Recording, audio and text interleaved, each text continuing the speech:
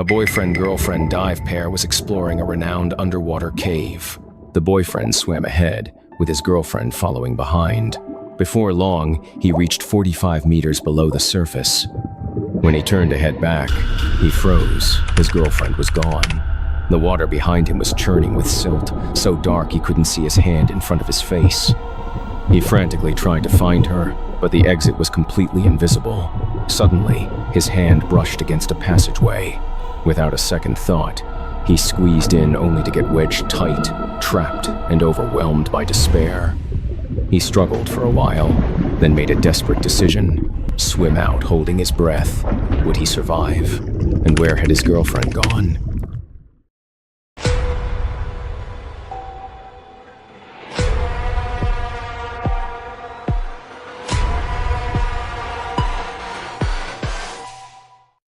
Just outside Ocala, Florida, there's a seemingly ordinary spring called Paradise Springs, and beneath its surface lies an unmapped cave system. The underwater entrance leads to a large cavern 6 meters down, where the walls are lined with fossilized ancient marine life. Deeper in, the passage is narrow, and natural light fades entirely. Around 30 meters down, the cave opens into another small chamber, then gives way to a narrow vertical shaft filled with silt, an extremely dangerous section. For that reason, entry to this area is prohibited without full cave diving certification. What's more, without professional communication gear, it's nearly impossible to reach the outside for help in an emergency. On the 22nd of September 1996, 3 young people headed to Paradise Springs for a dive: Jack, Lisa, and Isabel. Around 10 a.m., Isabel stayed on shore as the dive buddy, while Jack and Lisa, who were a couple, jumped in the water. Both had open water diving experience, but neither had received formal cave diving training. Worse yet, they didn't bring a guideline, a critical navigation tool for low visibility, complex cave environments, and quite literally a lifeline in high-risk diving. They glided through the large cavern like they were floating in space, laughing and enjoying the romantic moment, and their guard dropped completely. Caught up in the excitement, Jack made an impulsive call to dive deeper, and Lisa followed without hesitation. Deviating from a pre-planned dive route is a cardinal sin of cave diving. The next passage was much smaller than the cavern, but still relatively wide. They drifted deeper and deeper without realizing it, soon reaching 30 meters below the surface, the maximum depth permitted for recreational cave divers. Beyond this point, the passage is narrow, the slope steepens dramatically, and silt is everywhere, which is why park officials placed a warning sign right here. But their smooth dive up to this point made Jack overconfident. With no cave diving training, no certification, and no guideline, he made another spur-of-the-moment decision to go further. Lisa hesitated, but followed him anyway. She quickly noticed the water here was nothing like the upper cave. The floors and walls were all loose mud. Their exhaled bubbles shook dust loose from the cave ceiling, and Jack's forceful kick movements stirred up a cloud of silt from the floor. In an instant, Lisa couldn't see a thing. She tried to catch up and stop him, but it was too late. They'd become separated. A deployed guideline could have prevented this entirely. While Lisa froze in place, blinded by the silt, Jack had no idea what was happening behind him. Swimming ahead, his line of sight was untouched by the murk. Jack soon reached a small chamber 45 meters down the furthest point marked on the official cave map. The layout beyond was a complete mystery.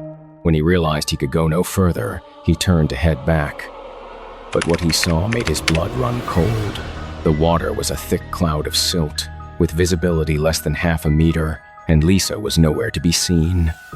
Panicked, he tried to swim back the way he came, but without a guideline to follow, he quickly became disoriented.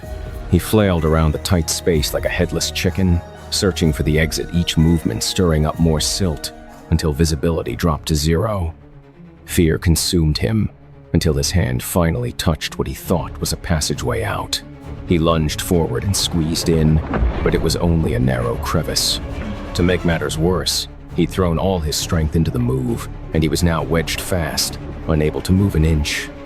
His air supply was also running low after all the struggling. Unbeknownst to him, Lisa was in a nearby passage, also panicking and searching for him, but the zero visibility paralyzed her with fear. Staring at the suspended silt and with no sign of Jack, she assumed the cave had collapsed, burying him alive. After a frantic moment of thought, she made the call to turn back. Fortunately, she was still in a narrow passage, which helped her orient herself and find the way out quickly. When she reached 30 meters down, the cave opened up, the silt cleared, and visibility improved drastically. Lisa didn't pause for a second, racing toward the entrance until she finally broke the surface. She immediately told Isabel what had happened, and the two called emergency services at once. Back in the cave, Jack refused to give up. Still fighting for his life, he realized he couldn't free himself, so he decided to remove his diving gear.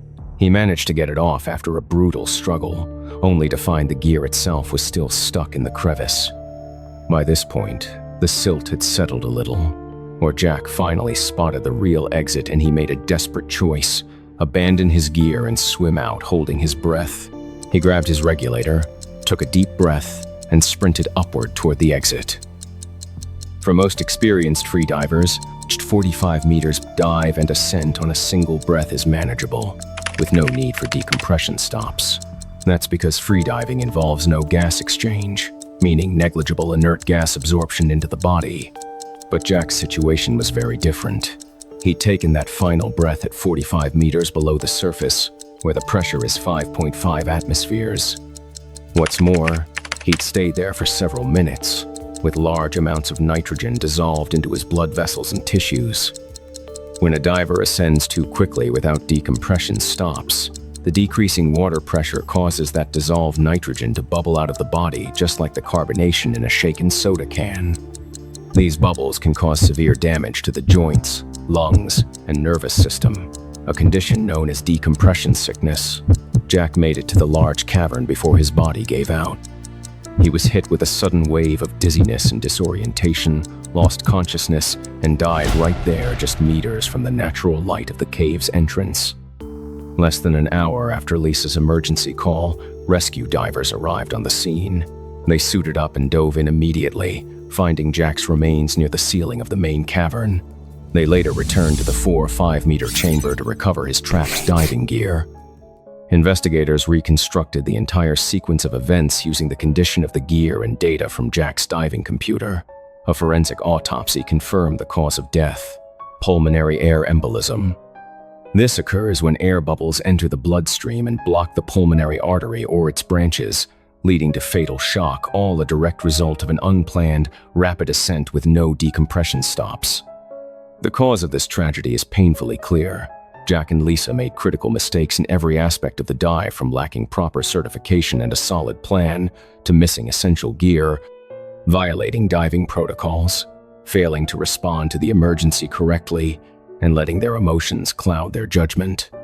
Cave diving is an extreme sport with far higher risks than most recreational activities, and the odds of survival in an emergency are slim to none.